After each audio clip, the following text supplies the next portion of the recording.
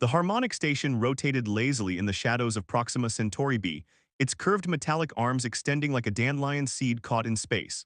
Sonia Varin stood at the viewport in Lab 7, watching the starlight ripple across the solar collectors.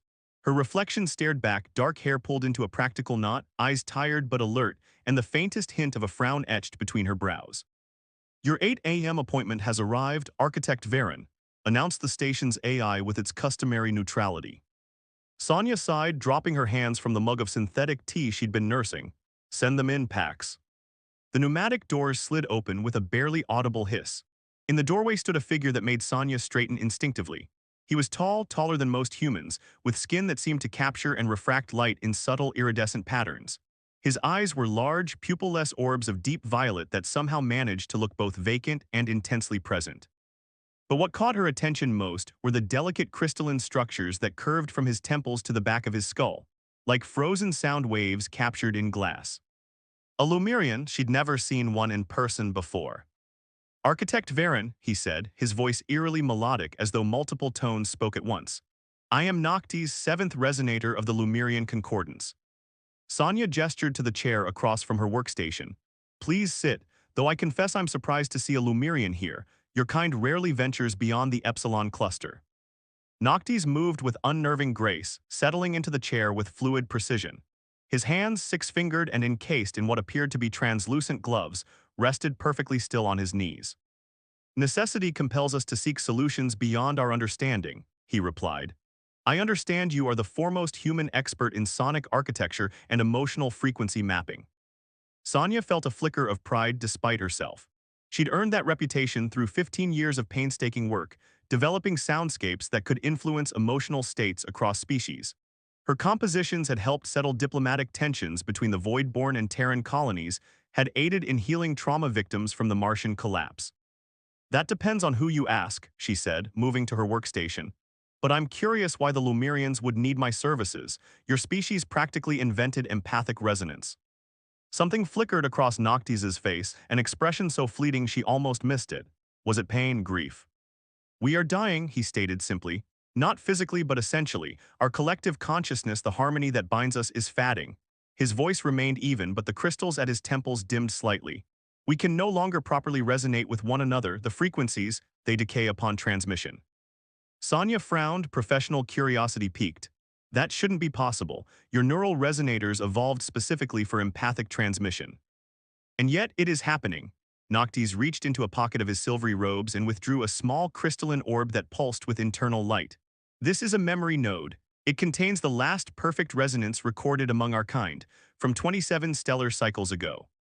He placed it on her desk, and immediately the lab's sensors reacted, screens lighting up with undulating wave patterns that made Sonia's breath catch. The complexity was beautiful, mathematical yet organic, structured yet somehow free-flowing. "May I?" she asked, hands hovering over the node.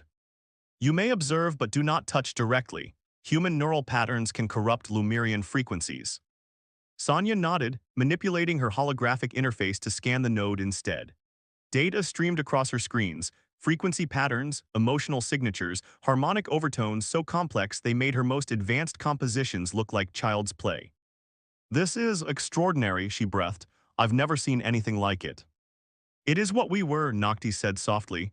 "Now our resonance resembles this."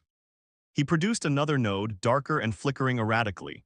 When she scanned it, the patterns were fragmented, disjointed, like a symphony where half the orchestra was playing from different sheets of music.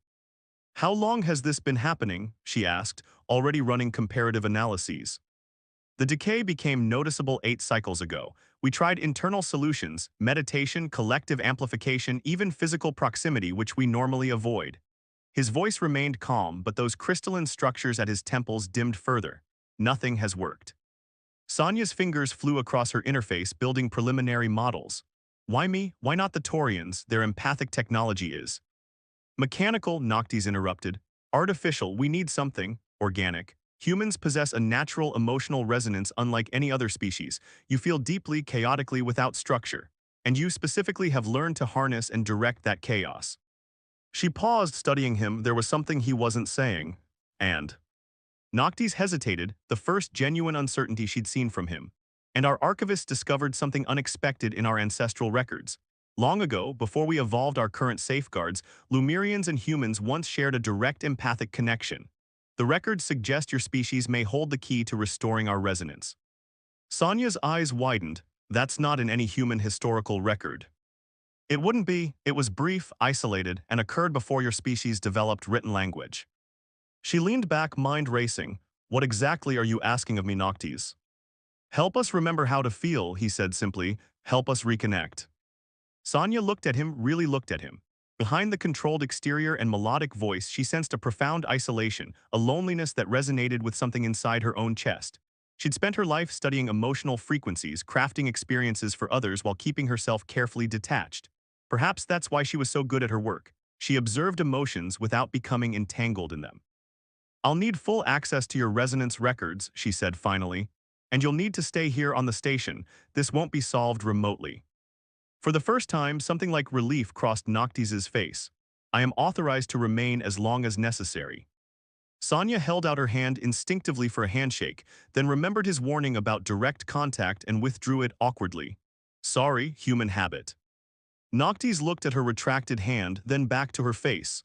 You are not what I expected, Architect Varen. Just Sonia is fine, and what did you expect? Someone more clinical, less, he seemed to search for the word, real. Something about the way he said it made her stomach flutter unexpectedly. She quickly turned back to her screens, pulling up project parameters. Well, Noctis, 7th resonator of the Lumerian Concordance, she said, forcing briskness into her tone. Let's see if we can save your people from emotional extinction. And please call me Sonia. If we're going to be rebuilding empathic bridges, we might as well start with names. As she began setting up the baseline scans, she didn't notice how Noctis watched her. With curiosity, yes, but also with the faintest glimmer of something that had been missing from the Lumerian collective for far too long. Hope. 3 weeks into the project, and Sonia's lab had transformed. Holographic models of frequency patterns spiraled from floor to ceiling, casting the room in an ethereal blue glow. Resonance nodes, 37 of them now, hovered in carefully calibrated positions, forming a three-dimensional map of Lumerian emotional linguistics. In the center stood Sonia, eyes closed, hands moving through the air as if conducting an invisible orchestra. There, she murmured, adjusting a floating strand of light. That's where the pattern breaks, do you see it? Noctis stood nearby, his crystalline neural structures pulsing softly as he observed. Over the weeks, Sonia had noticed subtle changes in him, his movements becoming less rigid, his voice developing more tonal variation, the light in his temples brightening whenever they made progress. I see it, he confirmed, moving closer to examine the disruption. The tertiary harmonic collapses at precisely the point where emotional complexity increases. It's like your people have evolved a bottleneck, Sonia explained, expanding the model. The more nuanced the emotion, the less efficiently it transmits. She gestured at a particular junction where the light patterns frayed and scattered. This is where love would normally flow into compassion, but instead it. Fragments, Noctis finished, his voice uncharacteristically soft, like trying to speak underwater. Sonia nodded, watching him from the corner of her eye. She'd grown accustomed to his presence in her lab, to the quiet intensity with which he approached their work. He never complained about the hours, never seemed to tire. Sometimes she would look up from her calculations to find him simply watching her, head tilted slightly, as if she herself were a puzzle he was trying to solve. What's it like, she asked suddenly, abandoning the pretense of work, to share thoughts, feelings across an entire species? Noctis was silent for a long moment. His fingers, long, graceful, always encased in those translucent gloves, traced a path through one of the light patterns. Imagine, he finally said, never being alone, not simply accompanied but understood, every joy amplified, every sorrow shared until its weight is bearable. His voice took on a melodic quality that made the hairs on her arms stand up.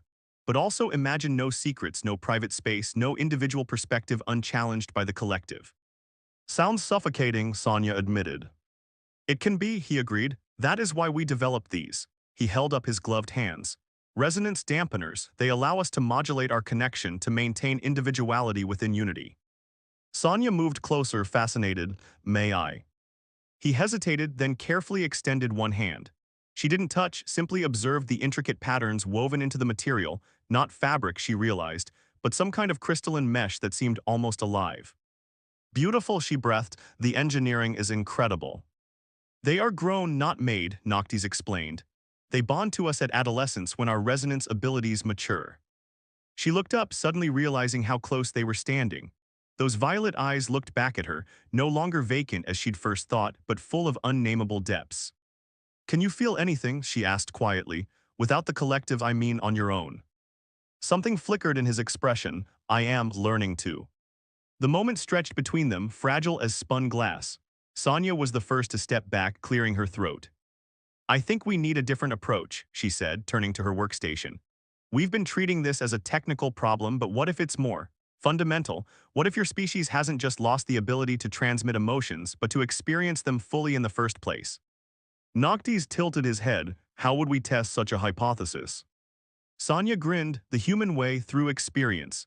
She instructed the station AI, PAX access my personal files, Project Mnemosyne full immersion protocol.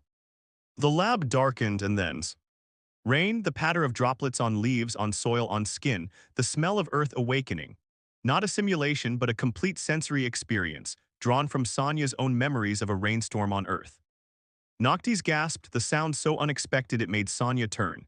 He stood frozen, head tilted back, eyes wide with wonder as the illusory rain fell around them. The dampeners on his hands glowed brightly, as if struggling to process the input. This is, he whispered. A memory, Sonia explained. My memory, from when I was a child in the Pacific Northwest. It's not just the sensory details, it's how it felt. The joy, the peace. She watched as Noctis slowly extended a hand, palm up, as if to catch the raindrops. His crystalline structures pulsed with light, brighter than she'd ever seen. I feel it, he said, voice filled with disbelief. Not analyzed, not categorized, feel it. He looked at her, eyes luminous. How is this possible? Human memories include emotional components that can't be separated from sensory input, she explained, moving around him in the illusory rainfall. I've spent years mapping these connections. This isn't a simulation, it's a direct neural encoding of experience. For the first time since they'd met, Noctis smiled. A real smile that transformed his alien features into something achingly beautiful. Show me more, he whispered.